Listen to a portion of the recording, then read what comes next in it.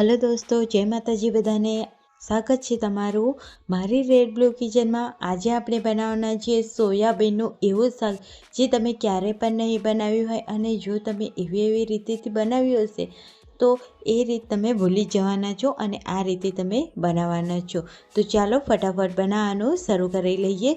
તો મેં અહીંયા 250 ગ્રામ સોયાબીન લીધેલા છે, એટલે કે 1 કપ ભરીને અહીંયા આપણે સોયાબીન લઈ લીધેલા છે.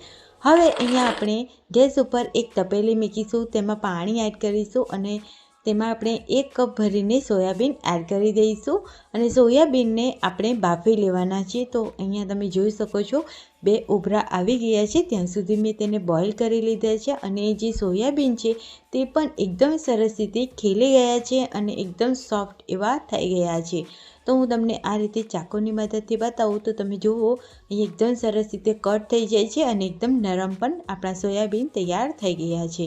હવે અહીંયા આપણી સોયાબીન છે તેને આપણે પાણી કાઢી લઈશું સોયાબીનમાંથી અને તેને આ રીતે કટ કરી લઈશું. તો એક સોયાબીનમાંથી 2 કટ મારી લેવાના છે. તો એ રીતે હું બધા સોયાબીનને તૈયાર કરી લઈશ. હવે અહીંયા આપણે ગેસ ઉપર કઢાઈ મૂકીશું અને તેમાં આપણે 2 મોટા ચમચા જેટલું તેલ એડ કરીશું, જીરું એડ કરીશું અને મીઠા લીમડાના પાન એડ કરી દઈશું. આપણો વઘાર છે એકદમ સરસ રીતે સંતળાય એટલે અહીંયા આપણે 1 કપ જેટલી ડુંગળી લેવાની છે. ડુંગળીને એકદમ સરસ રીતે આપણે સાંતળી લેવાની છે.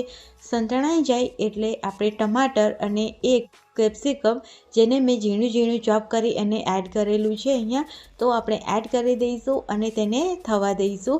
તો અહીંયા આપણી ડુંગળી, ટમાટર અને કેપ્સિકમ છે તેને આપણે ઢાંકણ ઢાંકી અને તેને થવા દેવાનું છે 2 મિનિટ માટે, એટલે જેથી એ એકદમ સરસ એવા સોફ્ટ થઈ જાય. અહીંયા એકદમ સરસ એવા સોફ્ટ થઈ ગયા છે. તો આપણે તેમાં મસાલા કરી લઈએ. તો 1 ચમચી હળદર પાવડર, 1 ચમચી ગરમ મસાલો પાવડર, 1 ચમચી કાળી મરીનો પાવડર, 1 ચમચી મીઠું અને આપણે 1 ચમચી ભરીને અહીંયા આપણે એડ કરીશું લાલ મરચું પાવડર. જેટલી તમને તીખાશ પસંદ હોય એટલું તમારે એડ કરવાનું છે. અહીંયા આપણે મસાલાને એકદમ સરસ રીતે મિક્સ કરી લેવાના છે અને જે સોયાબીન છે તેને મેં એકદમ સરસ રીતે કટ કરી લીધા હતા તે આપણે એડ કરી દઈશું, ધાણા એડ કરીશું અને મિક્સ કરી લેવાનું છે અને ઢાંકણ ઢાંકી 2 મિનિટ થવા દઈશું. અને 2 મિનિટ થઈ ગઈ છે અને તમે જુઓ અહીંયા એકદમ ઇન્સ્ટન્ટ સોયાબીનનું શાક બનીને તૈયાર છે. ફટાફટ તમે 5 થી 10 મિનિટમાં આ શાક બનાવીને તૈયાર કરી શકો છો. બહુ મસ્ત છે. એક વખત આ રીતે તમે બનાવી લીધું તો તમે બધી જ રીત ભૂલી જવાના છો.